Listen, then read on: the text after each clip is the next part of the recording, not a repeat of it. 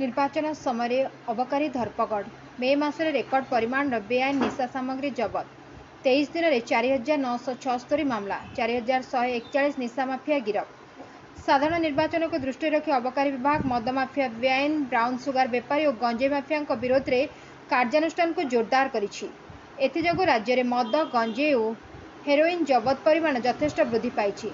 चलित मासरे 23 तारिख पर्यंत 2,49,510 लिटर देशी मद, 87 लिटर नकली विदेशी मद, 53 लिटर टिकस फांकी विदेशी मद, 2,613 लिटर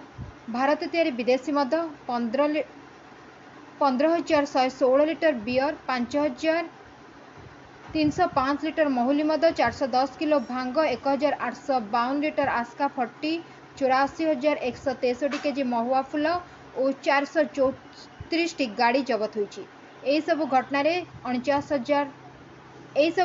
4,976 मामला रुजु सहित 4,141 जन मद माफिया को गिरफ्त कर विचार विभाग हाजत को पठाई दी जाइछि। बेआईन गंजेई, हेरोइन और कफ सिरप माफिया विरोध में चलित निरंतर और जोरदार अभियान बहु भल फलाफल देछि। यह घटना 114 मामला रुजु होता बेले 130 जन माफिया को गिरफ्त कर 2,951 केजी गंजेई, 66 लिटर कफ सिरप और 2,558 ग्राम हेरोइन जबत कर जबत मद, गंजेई और हेरोइन इत्यादिर मोट मूल्य 25 कोटी टंका हेबो बोली आकलन कर